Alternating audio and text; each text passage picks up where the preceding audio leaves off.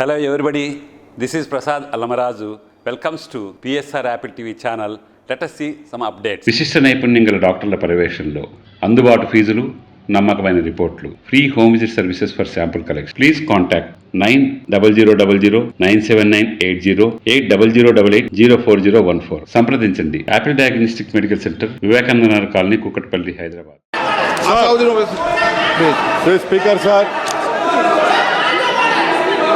Speaker sir,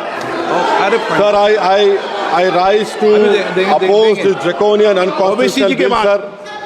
OBC के बाद sir मुझे सिर्फ 2 मिनट दीजिए सर. ओबीसी के बाद Sir, this bill violates the right to democratic self-government, which is part of Article 14-19. And if a legislative assembly is dissolved, sir, and midterm elections are conducted, the tenure of that assembly will not be for 5 years, sir. This in itself is a violation of parliamentary democracy, which envisages a tenured legislature. Sir, constitutional scheme makes it clear that once elections are conducted, the House should have a right to function for next 5 years. This is a violation of basic structure. That such a provision is being done for administrative convenience, not for constitutional purpose. Sir, the principle of federalism means that states are not mere appendages of the center. States are not dependent on the union for their existence. This is the violation of federalism, sir. Sir, in conclusion, Parliament is not competent to make any law that violates fundamental rights or the basis of the Constitution, sir. This bill indirectly introduced a presidential style of democracy. This bill is based on maximizing political gain and convenience. This bill will finish off regional parties. This bill is only brought in to massage the ego of the supreme leader. Thank you, sir. I oppose this bill. देखिए, इस bill के introduction से पहले हमने rule 72 के तहत speaker को हमने एक नोटिस भिजाया था कि हम इस बिल के इंट्रोडक्शन के खिलाफ हैं, राइट। और हमारा मानना यह है कि ये जो बिल है आर्टिकल 14, 15 और 25 का उसके प्रिंसिपल्स का वायलेशन करता है। ये बिल बेसिक स्ट्रक्चर जो संविधान का उसका वायलेशन करता है और खासतौर से जुडिशियल इंडिपेंडेंस का और सेपरेशन ऑफ पावर्स का ही वायलेशन करता है। अब इसमें सबसे अहम बात यह है कि जो वक्फ बाय यूजर का सेक्शन 3RI है, उसको ये कह रहे हैं कि वक्फ बाय यूजर को हम निकाल देंगे। कैसे निकालेंगे, क्यों निकालेंगे? आप इसलिए निकालेंगे ताकि आप जितने मस्जिदों पर RSS का दावा है वो छीनना चाह रहे हैं, आप जितने दरगाहों पर राइट विंग हिंदुत्व ऑर्गेनाइजेशन का दावा है, जैसा अपने मुंबई में हाजी मलंग की दरगाह है, छीनना चाह रहे। वक्फ बाय यूजर का आप निकाल कर बोल रहे हैं कि डॉक्यूमेंटेशन लेकर भाई 400 साल का डॉक्यूमेंटेशन रेवेन्यू साथ नहीं निकलेगा तो क्या करेंगे? आप दे देंगे क्या? चेंज कर देंगे? ये एक सबसे बड़ा डेंजरस उसमें सेक्शन है। दूसरा उसमें वक्फ अल औलाद का क्लॉज 4 का है।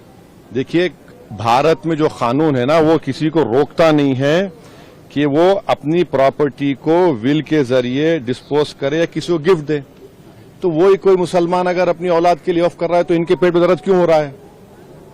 हिंदू एंडोमेंट बोर्ड में इजाजत है इसकी, सब जगह दूसरे गुरुद्वारा प्रबंधन कमेटी में इजाजत है, तो मुसलमानों के वक्फ बोर्ड में क्यों नहीं होगा?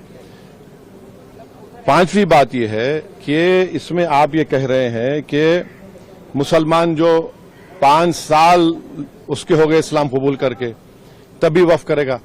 ये फ्रीडम ऑफ रिलीजन का ग्रेव वायलेशन है। अच्छा, दूसरे रिलीजन को मानने वालों के लिए ऐसा कानून है? नहीं है। और आप कौन होते हैं तय करने वाले मुसलमान हुआ नहीं हुआ?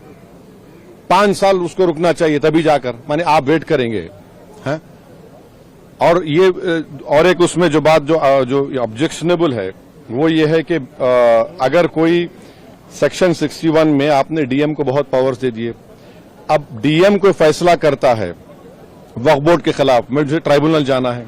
अब ट्राइब्यूनल पहले क्या था, एक जज था, डिस्ट्रिक्ट जज, सीनियर सीजे अपॉइंट, 2 लोग थे। अब कह रहे हैं कि ट्राइब्यूनल में 2 लोग होंगे, रिटायर्ड डिस्ट्रिक्ट जज और एक ऑफिसर होगा, क्या होगा वो, ज्वाइंट सेक्रेटरी रैंक का।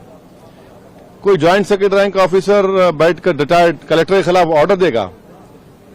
तो ये खुद अच्छा, और एक बात, कलेक्टर कैसे जज बनेगा? फैसला भी वही करेगा, जज भी वही करेगा। ये प्रिंसिपल नेचुरल जस्टिस के खिलाफ है। तो इसमें कई सेक्शंस हैं जो खतरनाक है।